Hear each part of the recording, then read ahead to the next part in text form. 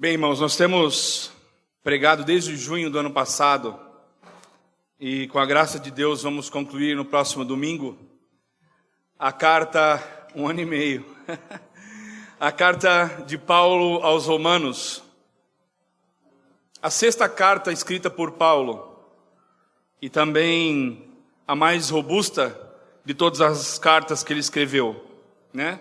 Do 1 a 11, Paulo praticamente faz um resumo do Evangelho para os irmãos de Roma, é a mais completa carta com relação aos ensinos teológicos de Paulo em uma carta, e ele faz isso do capítulo 1 até o 11, e depois ele começa a ministrar os corações através de exortações, tanto de judeus quanto de gentios, dos irmãos que se reuniam em Roma, dos capítulos 12 até o 15 e 13, basicamente, que nós vimos na semana passada. A partir do capítulo 15, então, de Paulo, ele começa apresentando a Cristo como um exemplo de abnegação, um exemplo daquele que se doa ao invés de receber, como foi lido hoje na oferta. Aquele que dá, aquele que veio dar a sua vida por nós, aquele que era rei e se tornou servo. E Paulo se dirige no começo do capítulo 15 aos irmãos que são maduros na fé, são mais experimentados. E ele traz com essa direção 3 responsabilidades. A primeira, que os mais maduros devem suportar as debilidades ou as fraquezas dos mais fracos. A segunda, que os mais fortes não devem agradar a si mesmos, mas devem viver respeitando a consciência fraca dos demais, dos menos maduros. E a terceira é que os mais fortes devem procurar o que seja bom para edificar os mais fracos e não o que lhes dá prazer. E em tudo isso nós vemos Cristo como exemplo. Primeiro, porque Cristo não veio para agradar a si mesmo, ele veio para fazer a vontade do Pai. Segundo, porque é através dele que nós adoramos a Deus em espírito de unidade, através de Cristo. Terceiro, porque Cristo acolheu a todos, tanto fortes quanto fracos. E esse é o nosso papel como igreja, esse é o nosso papel como comunidade de fé. Não importa quanto tempo de Bíblia, quanto tempo de igreja e de rodagem existe, o nosso papel é acolher a todos aqueles que têm fome e sede da palavra de Deus. E também porque Cristo foi constituído por Deus, ministro sobre todos nós. Então, Cristo é nosso exemplo em tudo. E agora no capítulo 15, hoje dos versos 14 a 33, Paulo vai explicar por que ele escreveu a carta de Romanos. Qual a razão, qual o motivo, o que ele queria com isso tudo, qual a missão que ele tinha, né? Para que a carta dos Romanos? Lembrando que nós vimos lá no começo do capítulo 1, que ele nunca havia estado em Roma, né? Mas ele escreveu essa carta tão robusta para os romanos com algum objetivo específico. Então ele inicia esse capítulo, esses versículos que nós vamos ver a partir do 14, encorajando e exaltando as qualidades dos irmãos de Roma, os irmãos maduros na fé, é uma comunidade madura.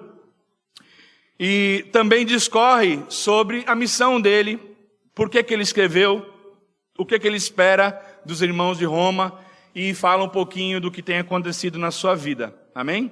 Então eu queria que você abrisse comigo o livro de Romanos, no capítulo 15, nós vamos ler dos versículos 14 ao 33.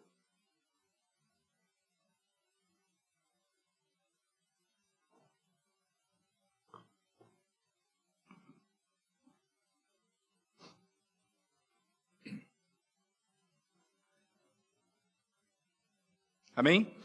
Podem deixar esse texto marcado, será o texto base da pregação de hoje. Ele é bem comprido, mas é fácil de entender. Tá bom? Meus irmãos, 14, quanto a mim, estou convencido de que já estáis cheios de bondade, plenamente supridos de todo conhecimento, sendo vós mesmos capazes de instruir uns aos outros. Mas, em parte, vos escrevo mais francamente para vos lembrar de algumas coisas por causa da graça que me foi dada, me foi concedida por Deus, para ser um servo de Cristo Jesus entre os gentios, servindo ao evangelho de Deus como sacerdote, para que os gentios sejam aceitáveis a Deus como oferta santificada pelo Santo Espírito.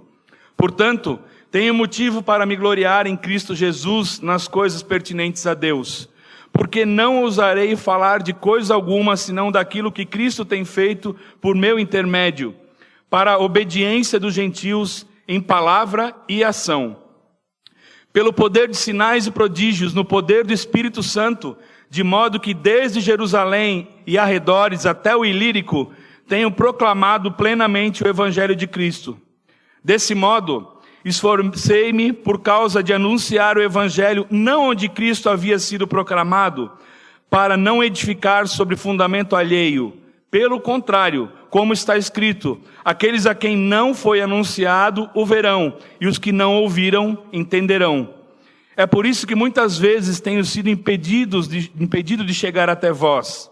Mas agora, não tendo mais o que me detenha nessas regiões, e tendo já há muitos anos grande desejo de visitar-vos, eu o farei quando for para a Espanha, pois espero ver-vos de passagem e ser encaminhados por vós para lá, depois de experimentar um pouco da vossa companhia.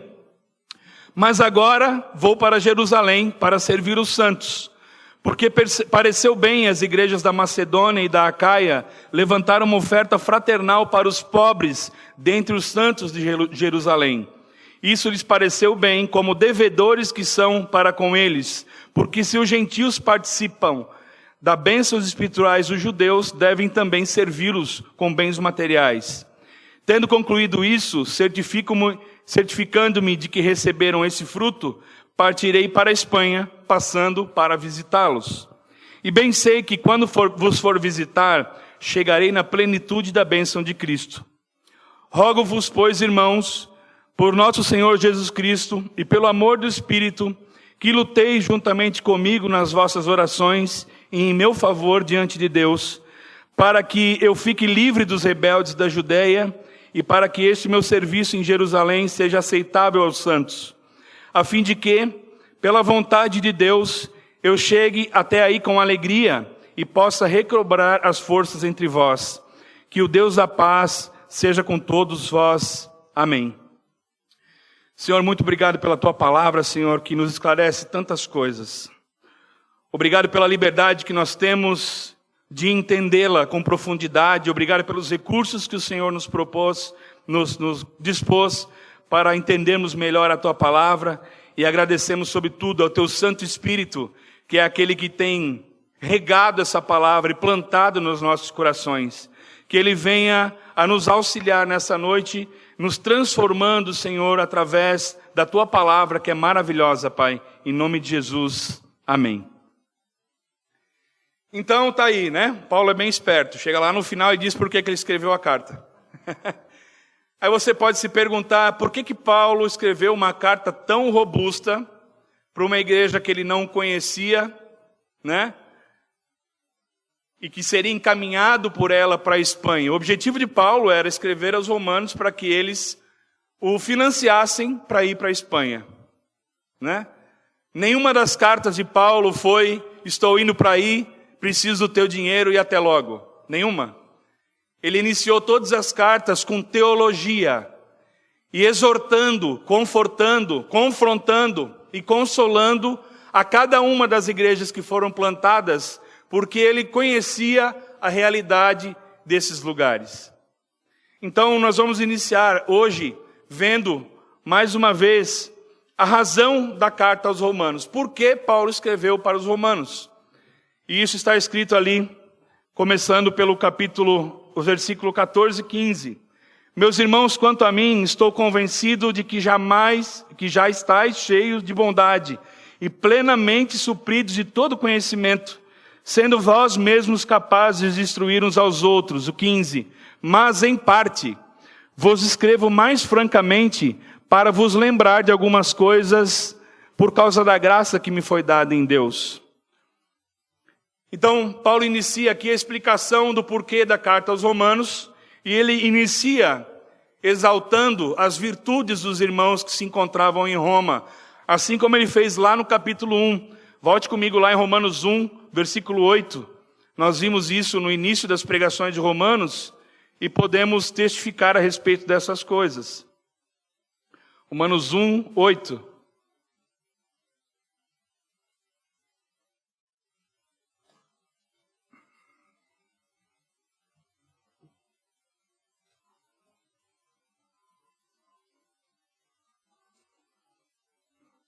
Diz assim: em primeiro lugar, dou graças ao meu Deus por intermédio de Jesus Cristo, por todos vós, pois a vossa fé é anunciada em todo o mundo.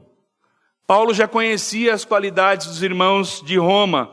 No 11 e 12 também do mesmo capítulo ele fala: porque desejo muito ver-vos para compartilhar convosco algum dom espiritual, a fim de que sejais fortalecidos.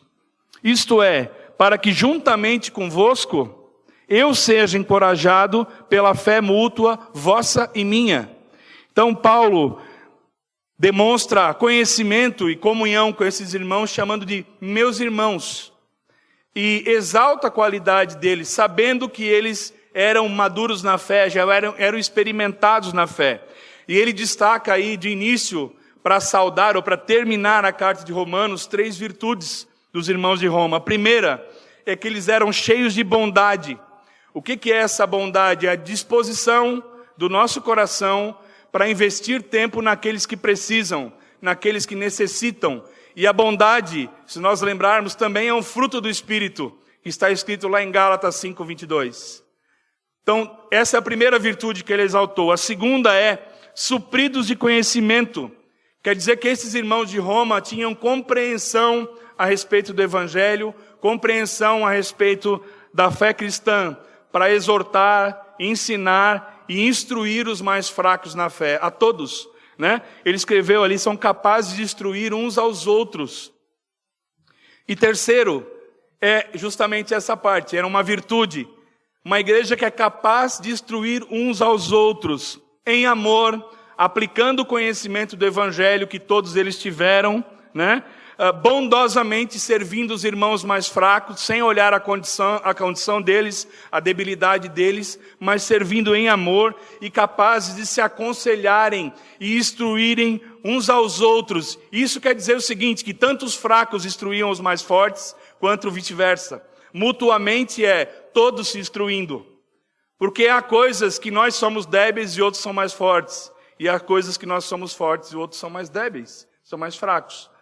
Então isso é uma qualidade, uma igreja que em amor é capaz de se instruir, se exortar em amor, não por inveja, não por querer pisar em ninguém, mas o objetivo único e exclusivo de edificar a vida do irmão em Cristo. Amém? Então, sabendo dessa coisa, sabendo que essa comunidade de fé era madura, Paulo estava confiante que tudo que ele escreveu, tudo que ele for falar ia ser compreendido e aplicado. Mas como Paulo nunca tinha ido para Roma, Paulo fez questão de escrever que evangelho ele estava pregando. Como os irmãos de Roma não conheciam Paulo, vou deixar o suspense para o próximo culto, né?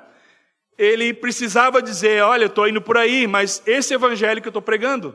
E ele escreveu até o capítulo 15, mostrando exatamente o evangelho de Cristo que ele tem pregado aos gentios fora dali. Então ele entendia que por causa disso esses irmãos iam engolir melhor o evangelho, iam compreender e colocar em prática, né? Ali no 15 ele fala que ele escreveu mais francamente, mais ousadamente. Bem, Paulo já foi ousado, né? Ele chegou dando chute nos judeus, chegou botando cada um no seu lugar, e ele colocou mais francamente. Por quê? Porque além de conhecer essa igreja para quem ele remetia a carta, ele explica que pela graça que lhe foi dada por Cristo, pela graça que lhe foi dada por Deus, ele se dirigia mais ousadamente ainda, né, com autoridade no Evangelho, para pregar a esses cristãos que estavam em Roma, sabendo que eles tinham capacidade de compreender, esmiuçalhar e admoestar uns aos outros, edificar uns aos outros. Mas ele fala algo interessante no 16, ele fala assim, escrevo para vos lembrar de algumas coisas. Olha como é importante. Lembrar é algo que a gente já sabia, certo? Então ele escreveu isso tudo que ele escreveu, sabendo que os romanos conheciam o Evangelho. Mas, Aqui está a primeira lição: não é porque nós conhecemos o Evangelho que nós não temos que ouvir a palavra sempre. A repetição faz parte do processo de aprendizado, né? Quanto mais eu leio a palavra, mais cheio eu fico dela, mais eu lembro os versículos, mais eu utilizo, mais eu lembro o contexto, mais eu entendo o que Deus quer me dizer através disso. Então ele escreveu isso tudo para lembrar os romanos de algumas coisas. Então isso quer dizer que não era um novo ensino para os romanos, eles já conheciam, né? Mas faz parte, mais uma vez, do crescimento espiritual de todos nós, repetir a palavra de Deus, repetir os ensinamentos, repetir a exortação, repetir as mensagens, ler a Bíblia várias vezes. Então não é desculpa para dizer, eu já li a Bíblia uma vez inteira. Leia 20 vezes, 100 vezes, 1000 vezes. A palavra é viva e eficaz. Então, esse é o objetivo inicial do capítulo 15. Olha, estou escrevendo para vocês que são fortes, esse meu evangelho que foi pancadão, né? Porque eu sei que vocês conseguem diluir isso e se instruir. E escrevo mais francamente porque Jesus que me enviou. Então nós vimos Paulo ressaltando algumas qualidades, e eu pergunto para nós, nessa noite, e nós? Nós temos manifestado o amor de Cristo e a sua bondade para com os nossos irmãos?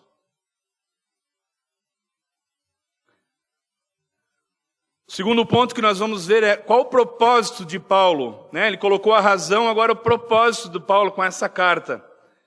E isso nós podemos ver lá no versículo 16, onde ele fala assim, ó: para servir, para ser um servo de Cristo, Jesus entre os gentios, servindo ao evangelho de Deus como sacerdote, para que os gentios sejam aceitáveis a Deus como oferta santificada pelo Espírito Santo. Então esse é o propósito do ministério de Paulo. O que ele diz aqui? Eu sirvo a Cristo, eu sou um sacerdote de Deus para levar gentios até diante de Deus, né? Essa palavra servo, ministro, ela equivale no grego a funcionário público. Ele é um funcionário de Cristo, né? A serviço de Cristo, servindo a Cristo entre os gentios, quer dizer, os não judeus, né? E relembra que ele foi designado por Deus para pregar o evangelho aos judeus e aos gentios, mas principalmente aos gentios. O ministério de Paulo era com os não-judeus, mas pelo fato de ele pregar para vários, consequentemente vários judeus ouviram Paulo falar a respeito do evangelho, inclusive a igreja de Roma, que era formada de judeus e gentios.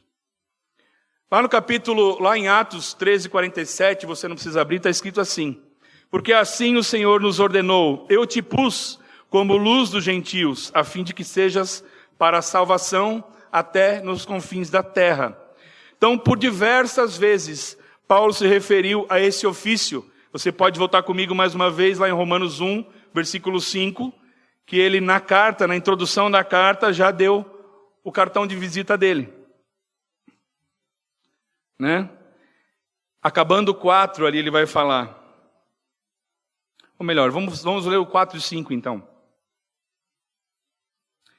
Ele vai dizer assim: com poder foi declarado Filho de Deus segundo o Espírito de Santidade, pela ressurreição dentre os mortos, Jesus Cristo nosso Senhor, por meio dele recebemos graça e apostolado, por causa do seu nome, a fim de conduzir todos os gentios para a obediência da fé. Então ele já tinha explicado lá atrás, ele depois fala também no 11:13, no 12:3, ele vai explicando o tempo todo que ele foi chamado como apóstolo dos gentios. Mas o que chama atenção ali é que Paulo, mais uma vez, sabendo do conhecimento deles, usa do Antigo Testamento, dos antigos ofícios que tinham para explicar o seu ministério. Primeiro ele diz que ele está servindo como sacerdote. E se você lembrar, no Antigo Testamento, o sacerdote era aquele que levava as ofertas até o tabernáculo, né? E depois do templo de Salomão, levava as ofertas até o altar. Ele era responsável por levar as ofertas puras, imaculadas, perfeitas, para agradar a Deus. E a oferta de sacrifício eram o cordeiro, era aquilo que os judeus sacrificavam e esse sacerdote levava.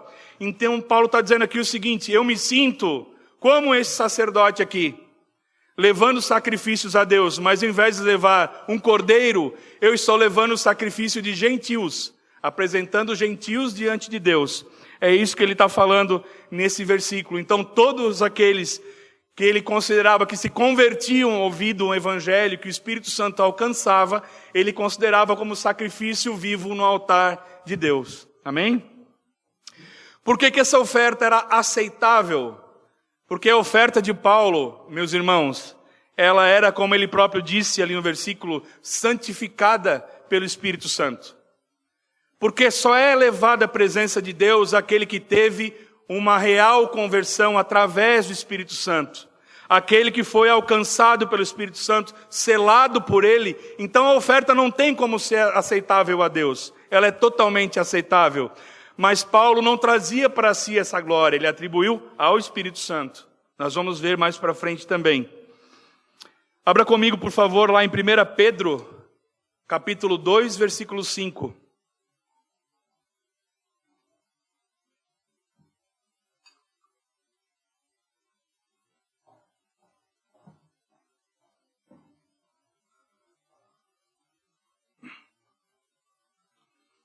Primeira Pedro 2:5 diz assim: vós também, como pedras vivas, sois edificados como casa espiritual para ser de sacerdócio santo, a fim de oferecer sacrifícios espirituais aceitáveis a Deus, por meio de Jesus Cristo. É desse sacrifício aceitável que Paulo estava falando, fazendo menção aos sacerdotes do Antigo Testamento. Então, Paulo se considera um sacerdote no altar, oferecendo a Deus os gentios que se converteram pelo Evangelho, por essa comissão que lhe foi dada, como oferta agradável a Deus. É isso que Paulo está falando aqui. E nós temos apresentado o Evangelho de Cristo, preocupados com ofertar corações regenerados pelo Espírito diante de Deus? Nós temos ocupado os nossos dias procurando agradar a Deus com ofertas aceitáveis, santificadas pelo Espírito Santo, conduzidas a Ele através da pregação do Evangelho, pelo convencimento do pecado que há no Santo Espírito, com corações regenerados, ou temos querido para nós somente engolir as palavras de Deus e não compartilhar? Terceiro ponto, então, que nós vamos ver, estão lá nos versículos 17 até o 19a de Romanos 15. Leia comigo. Romanos 15, 17 até o 19a.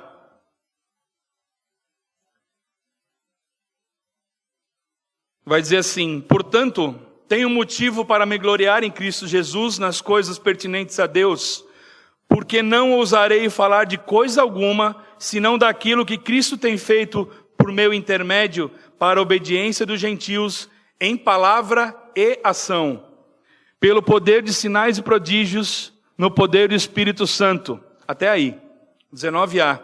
Agora, então, Paulo vai confirmar, atestar o seu ministério.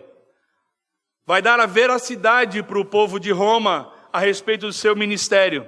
A primeira coisa que ele fala aqui no 17 é que Paulo não se gloria em si mesmo. Nós vimos ali, primeiramente lá nos versículos 15 e 16, que é uma graça dada por Deus para servir Jesus pela pregação do Evangelho aos gentios, para apresentar ofertas santificadas pelo Espírito Santo. Por isso ele diz: tenho motivo para me gloriar em Cristo. Por quê? Porque ele sabia que era Cristo que fazia todas as coisas.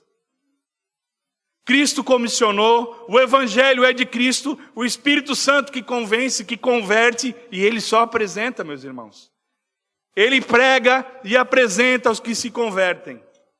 Por isso ele fala: tenho motivos para me gloriar em Cristo, porque é Ele quem faz. Porque eu sou falho e pecador, mas Ele é perfeito, Ele faz a obra. Então, Paulo vem através disso se gloriando em Cristo, porque foi Cristo que chamou para servir.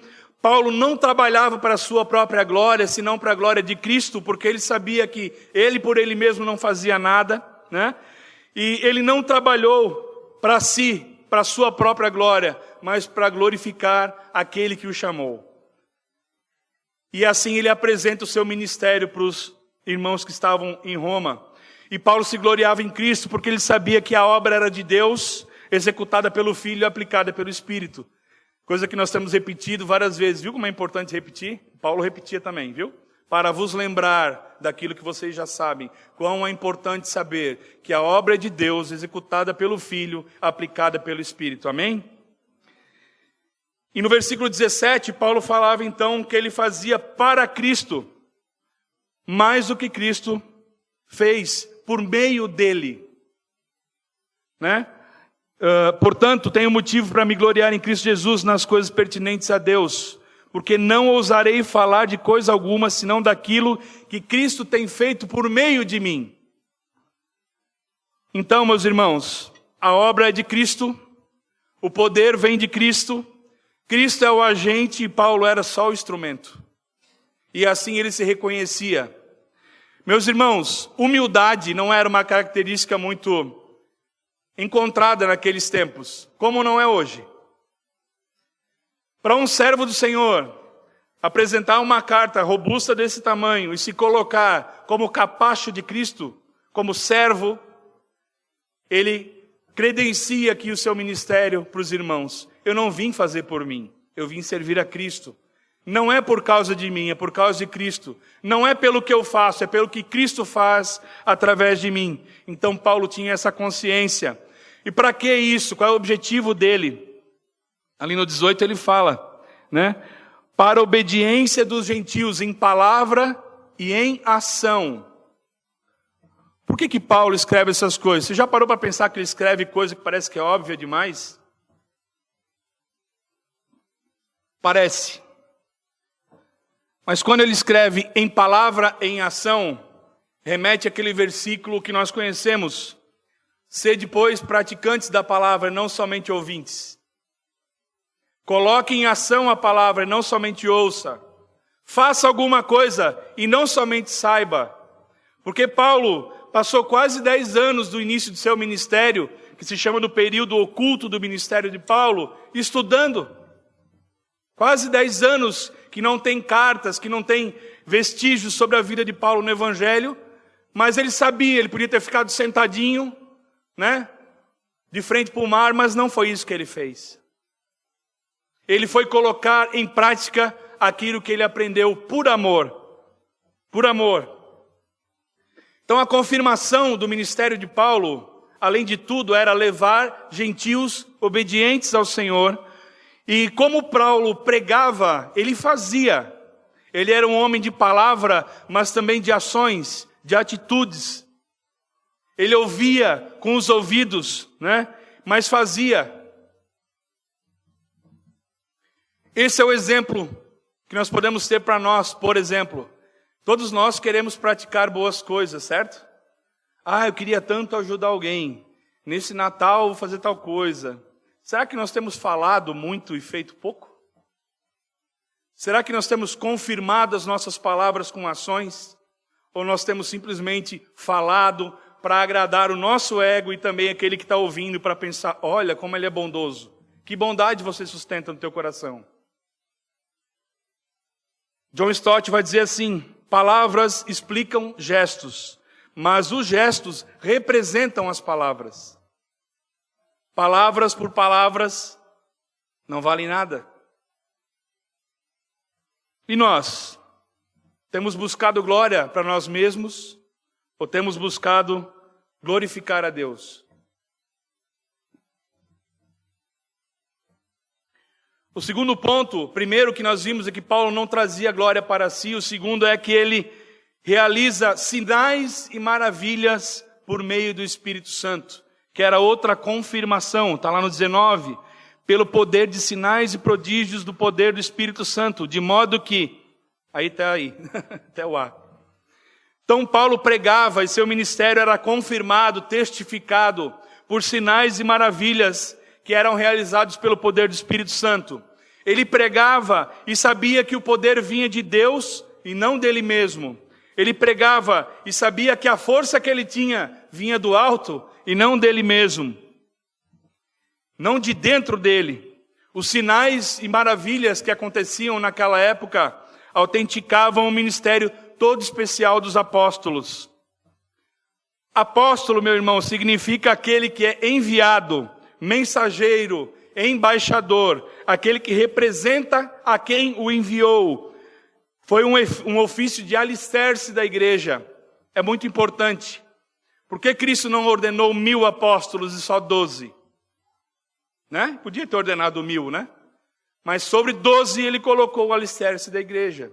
E depois, mais tarde, com a substituição de Judas, Matias, e depois, mais tarde, também Paulo. Então ele coloca para nós aqui quais são as credenciais de um apóstolo. A primeira credencial de um apóstolo que você vai encontrar nas Escrituras é que todos os apóstolos, foram testemunhas de Jesus ressurreto. Todos eles.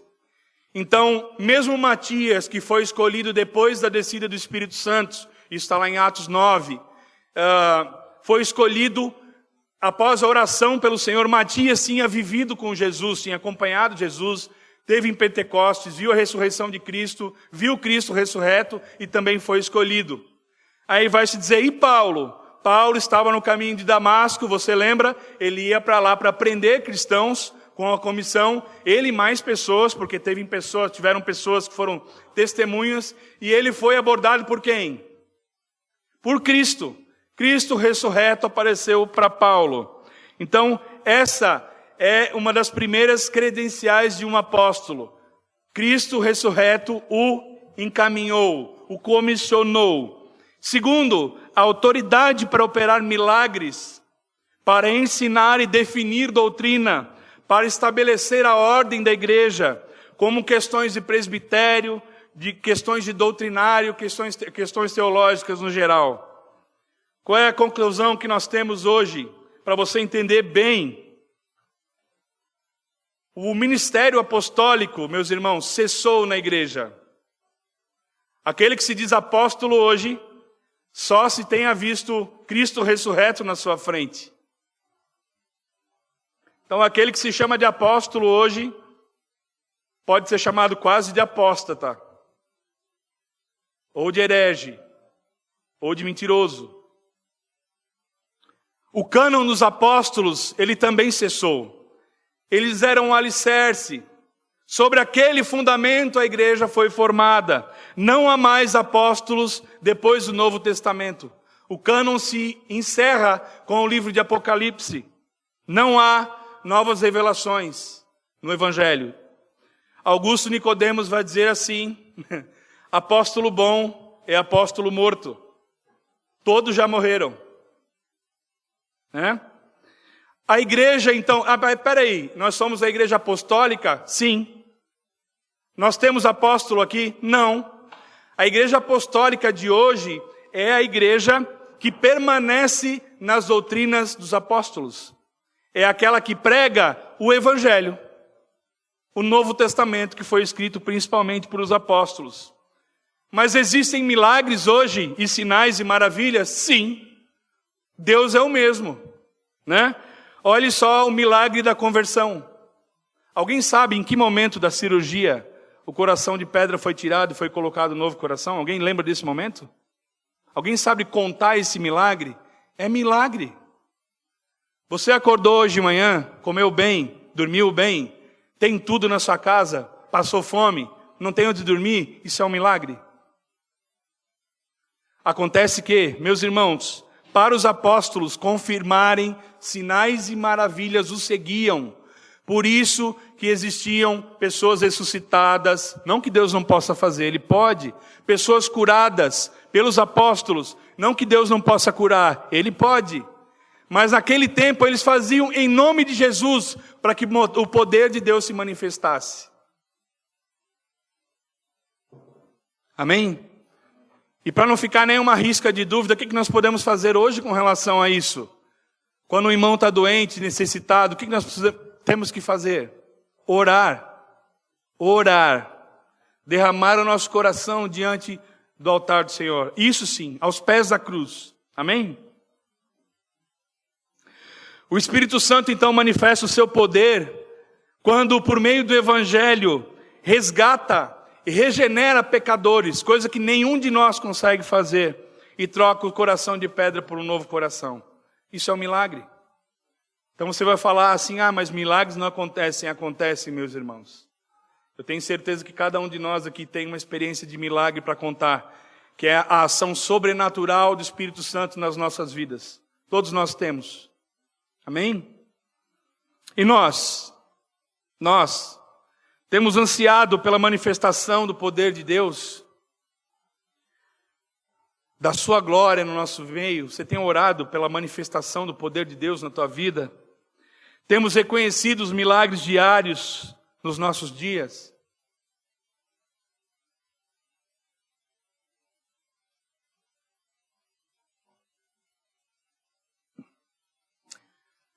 Leia comigo do versículo 19b até 22, por favor.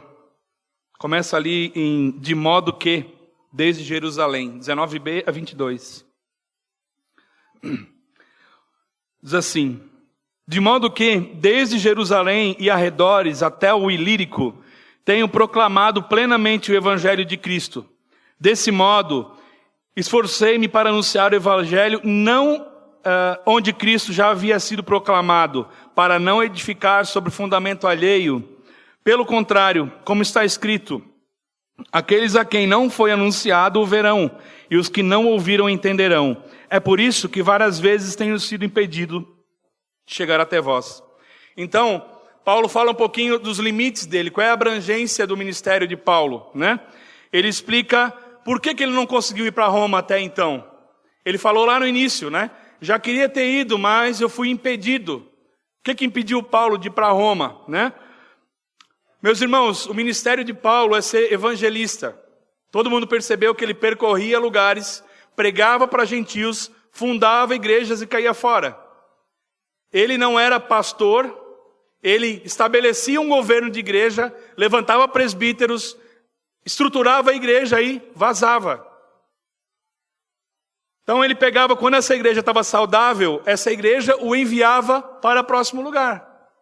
Ele plantava, colhia oferta, vazava. Plantava, mais uma vez colhia oferta e ia para outro lugar. Isso que Paulo fazia. Ele é o maior evangelista de todos os tempos, com certeza. E quando ele fala ali de Jerusalém ao Ilírico, ele quer dizer como se fosse cruzar o Brasil de leste a oeste, de norte a sul. Quer dizer, olha, esse pedação todo aqui, eu caminhei pregando o evangelho. Esse é o limite. É até onde eu fui. Então, é isso que Paulo fazia. O chamado de Paulo era para anunciar e plantar as igrejas onde não existiam. Ele falou ali, eu não vou pregar o evangelho onde já pregaram. Eu vou pregar onde não foi pregado. E ele foi chamado então, não para regar a semente do evangelho em outros lugares, mas para lançar fundamentos. Ele foi chamado para isso, Muito provavelmente inspirado, esse versículo aqui que ele citou, inspirado por isso, ele está citando Isaías 52:15, que fala, pois verão o que não lhes havia sido anunciado e entenderão o que não haviam ouvido, Então é para isso que Paulo foi chamado. Em 1 Coríntios 3:10 ele diz assim, segundo a graça de Deus que me foi dada, lancei o alicerce como sábio construtor e outro constrói sobre ele. Então, ele mostra que ele era só fundamento, só estrutura. E depois de estruturar, ele ia para o próximo local que Deus o levava. Amém? Então, como eu falei antes, só repetindo, Paulo lançava o alicerce, formava presbíteros, estruturava a igreja, levantava as ofertas, e quando a igreja estava madura para andar sozinha, ele caminhava para a próxima missão dele. Isso que ele estava explicando aqui para a Espanha. E esses eram os motivos da demora, Ele não deixava oportunidades passar. Se ele visse que naquele lugar que ele estava ainda tinha alguém que não tinha ouvido o evangelho que ele foi comissionado para levar, ele não ia para o próximo passo. Ele simplesmente parava e continuava a pregar. E aí, nós vemos agora os planos de Paulo. Agora Paulo vai dizer para a igreja de Roma o que ele quer fazer. Bem esperto, né? Lá no final da carta. Primeiro ele deu uma surra. Agora ele vai falar por quê. Leia comigo do 23 ao 29. Diz assim, ó. Mas agora, não tendo mais o que me detenha nessas regiões, e tendo há muitos anos grande desejo de visitar-vos, eu o farei quando for à Espanha, pois espero ver-vos de passagem e ser encaminhado por vós para lá, depois de experimentar um pouco da vossa companhia. Mas agora vou para Jerusalém para servir os santos de lá. Porque pareceu bem as igrejas da Macedônia e da Acaia levantar uma oferta fraternal aos pobres dentre os santos de Jerusalém. Isso lhes pareceu bem como devedores que são para com eles. Porque se os gentios participaram das bênçãos espirituais dos judeus, devem também servi-los com bens materiais. Tendo concluído isso, e certificando-me de que receberam esse fruto, partirei para a Espanha, passando por visitá-vos. Então aqui Paulo fala o que ele queria fazer, né? Ele declara a intenção de visitar os irmãos de Roma quando tivesse de passagem para a Espanha, né? Sabendo que Paulo era um plantador de igrejas e que a igreja de Roma já estava fundamentada, ele não queria ir para lá exercer o seu ministério, mas ele queria visitá-los, aproveitar a passagem para ter com eles, como ele falou lá no início do capítulo 1, né? Trocar, ganhar e receber alguns dons espirituais, ser exortado, edificado e também edificar, mas ele não ia plantar igreja em Roma. Ele ia passar por ali. E quando passasse por ali, ele gostaria que os irmãos de Roma o encaminhassem para a Espanha. Encaminhar significa isso aqui, né? Me ajudem, me encaminhem, me patrocinem, invistam em mim para que eu vá para a Espanha. Basicamente isso. Então, qual é o papel da igreja de Roma nessa missão da Espanha? Por que ele escreveu no final das contas? O intuito dele é que eles, sabendo do evangelho que ele pregava, que ele expôs até o capítulo 15, né, mostrando esse evangelho, apresentando suas credenciais, que os irmãos de Roma se sensibilizassem e investissem na ida dele para a Espanha. Esse é o objetivo principal da carta aos Romanos. Claro que tudo que veio antes foi, em suma, engrandecedor, um evangelho maravilhoso, com certeza, mas esse era o objetivo. Então, Paulo quis dizer, em resumo, assim: estarei com vocês como visitante e preciso que me auxiliem com recursos, porque o meu trabalho é na Espanha. Basicamente isso. E ele explica ali no versículo 25 por que a viagem para Roma foi adiada várias vezes. Primeiro, que Paulo não deixava de pregar onde devia. Segundo, que ele fala o seguinte: eu já vou para aí, mas antes eu vou para Jerusalém levar uma oferta dos irmãos de Macedônia e da Acaia, que eles levantaram para sustentar os santos, quer dizer, os convertidos, lá em Jerusalém. Ele foi para Jerusalém levar essa oferta. Então ele foi, antes de tudo, antes de ir para Roma, para Jerusalém, exercer outro ministério que ele fazia muito bem, que é um ministério que nós precisamos aprender como igreja, que é o ministério da misericórdia. E ele iria cumprir esse compromisso que foi feito com os demais apóstolos. Lá em Gálatas 2:10, ele fala o seguinte, ó: e nos recomendaram, os apóstolos, quando Paulo se encontrou com os apóstolos em Jerusalém, eles lhes recomendaram somente que lembrássemos dos pobres e que também procurai fazer com cuidado.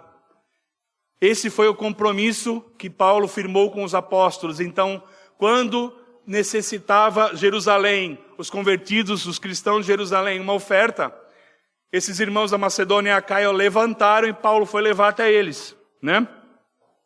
E para Paulo, meus irmãos, esse trabalho não era menos digno do que pregar o evangelho. Era tão digno quanto sustentar aquilo que começou a igreja, sustentar os irmãos judeus ou de Jerusalém que estavam passando necessidade. E isso não era vergonha nem um demérito, pelo contrário, era manifestação da eficácia do evangelho na vida dos gentios que viviam afora. O que isso quer dizer, meus irmãos? Esses cristãos gentios da Macedônia da Acaia se sentiam devedores dos judeus. E sabiam que o evangelho tinha vindo por causa dos judeus. E porque os judeus negaram a Cristo, eles tiveram acesso ao evangelho. E por isso eles sabiam que haviam irmãos também em Jerusalém, irmãos cristãos. Em amor, esses irmãos, pela transformação que foi feita no coração deles por meio do Espírito Santo, eles levantaram uma oferta para cuidar daqueles que eles nem conheciam.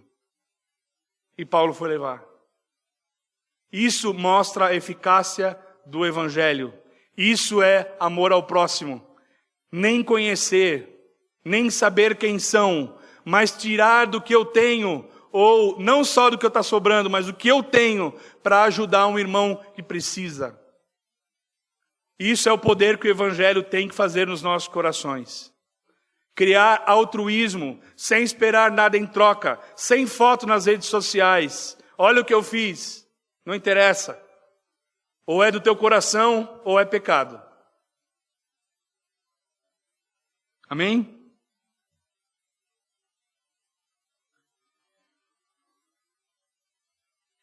No 27 nós vimos, e nós temos que entender isso também, só repetindo, que as igrejas da Acaia e Macedônia se sentiam devedoras e por isso fizeram o que fizeram, né? E naquele tempo uma oferta desse tamanho era uma expressão de amor, porque o povo judeu especificamente era muito orgulhoso. Aceitar uma oferta de comida, de dinheiro, de outro lugar, só pela misericórdia de Deus, somente os alcançados pela graça. Então era uma ação que demonstrava a real, verdadeira conversão e comunhão deles com Deus para os demais. E dessa forma, por que Paulo escreveu isso aqui, né? Paulo, meus irmãos, é sempre muito intencional, nada está escrito à toa, né? Está dizendo para os irmãos de Roma, vocês também podem fazer isso. Vocês também têm que olhar para os necessitados.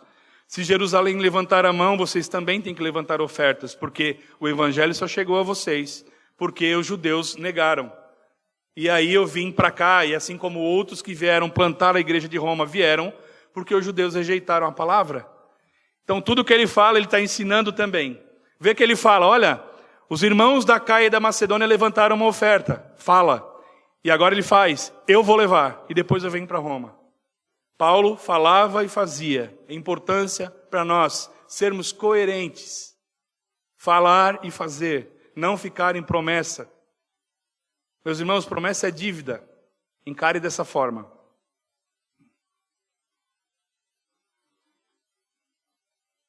E nós? Nós temos evidenciado o amor de Cristo também com atitudes ou só com palavras? Em último ponto, lá no versículo 30 ao 33, Paulo pede oração aos romanos. Leia comigo essa oração, por favor. Ele diz assim: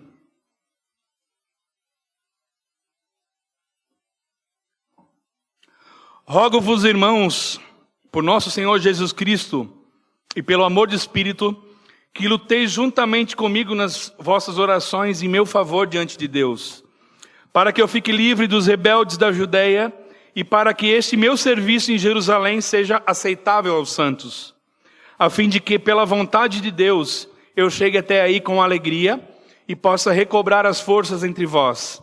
Que o Deus da paz seja com todos vós. Amém. Então ele pede que os irmãos de Roma se juntem a ele em oração. Era Paulo que pregava a tantos gentios, que tinha autoridade, poder e conhecimento. Contudo, ele sabia do poder de oração e disse a eles: juntai-vos a mim, orem comigo, orem por mim. Não somente ora pela igreja, mas pela oração da igreja a seu favor. A oração dirigida ao Pai por intermédio do Filho, pelo amor do Espírito. Isso tudo é visto nessa oração. Paulo acredita que Deus age nas circunstâncias por intermédio da oração. John Murray vai dizer assim: oração é um dos meios determinados por Deus para a concretização de seus desígnios graciosos. sendo também resultado da fé e da esperança. Você tem colocado a sua esperança em Deus? Se sim, isso é por meio de oração. Você tem orado?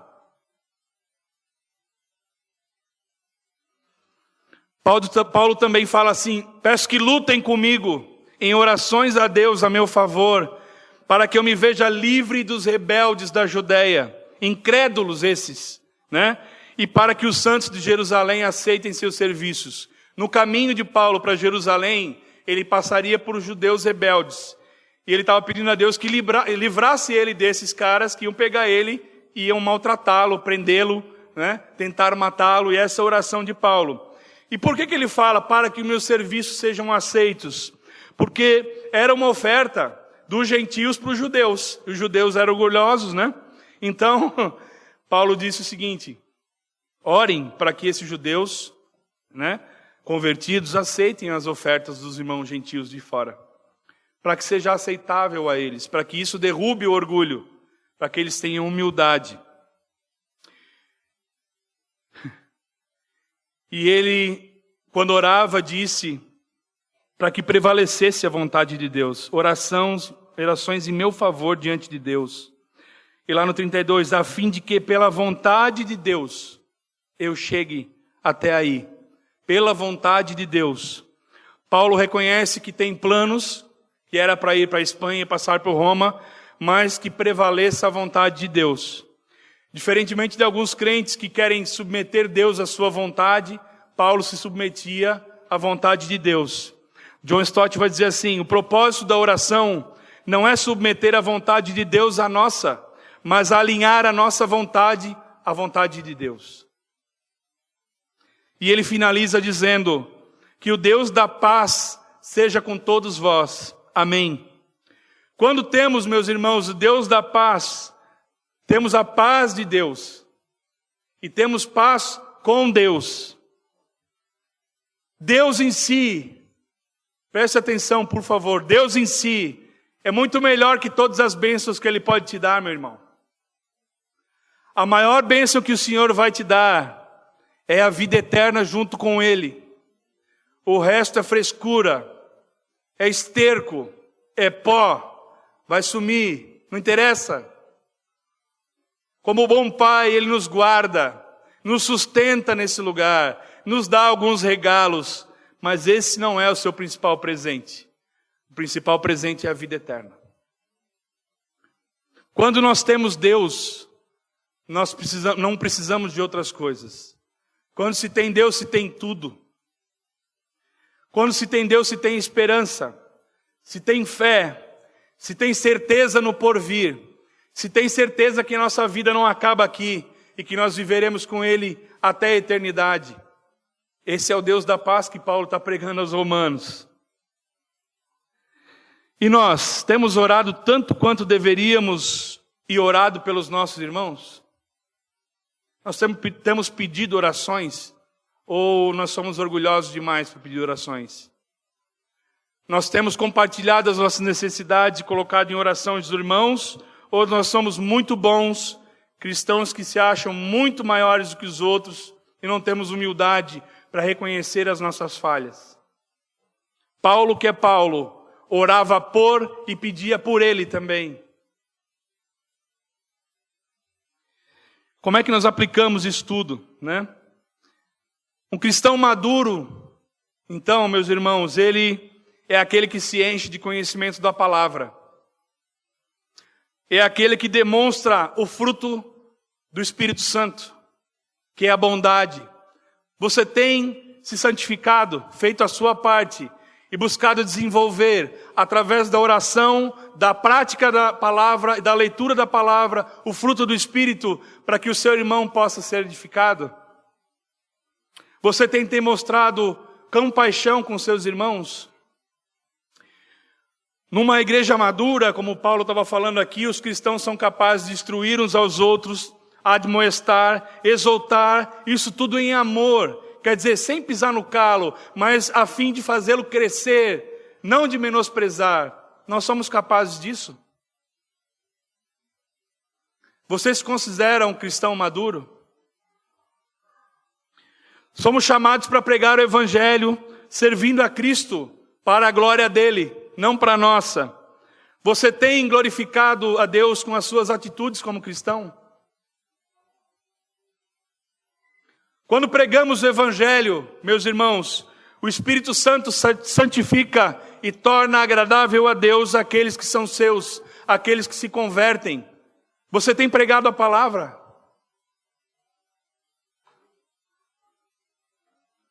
E porque é Deus que faz todas as coisas, nós temos que ter confiança nos méritos de Cristo. Você crê que o sacrifício de Cristo foi suficiente?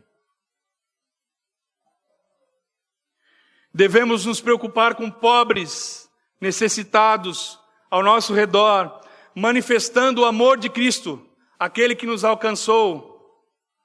Somos devedores da graça, favor imerecido, e por isso nós devemos servir aos nossos irmãos. Não é se eu quero, é um dever. Eu não tinha direito à graça, e ela nos foi dada.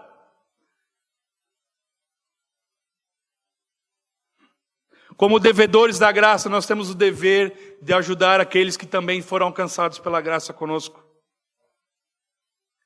Meus irmãos, isso é ser igreja. E isso aqui é ser igreja. Não é vir aqui no culto, isso não é ser igreja. Igreja é 24/7.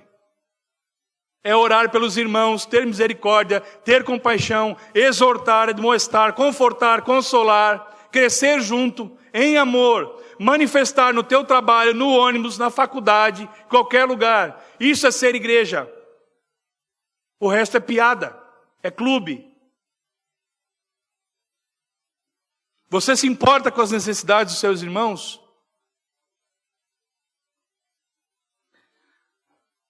As nossas orações, meus irmãos, são parte do nosso ministério de servir a Cristo. São parte dos nossos serviços em participar das aflições, das necessidades, das alegrias dos nossos irmãos também. Não é só quando o irmão está ferrado que a gente tem que orar. Mas quando ele ganha algo, ele compra algo, quando ele é curado, em ações de graça nós temos que orar com ele também. Acontece que a gente só ora quando está lascado. Só quando precisa. Nós temos que rever o que nós temos feito com a oração. E a última pergunta que eu faço é: você serve aos seus irmãos em oração? João Calvino vai dizer assim, concluindo: os piedosos devem orar por seus irmãos, assumindo o seu lugar, como se tivessem sido colocados nas mesmas dificuldades. Os piedosos devem orar por seus irmãos, assumindo o seu lugar, como se tivessem sido colocados na mesma dificuldade. Empatia, se colocar no lugar do outro. Amém? Se coloque de pé, vamos orar.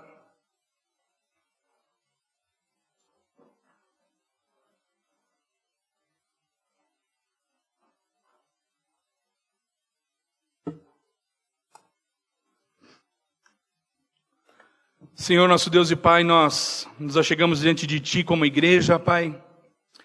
Te agradecemos pelo poder que há no Teu Evangelho.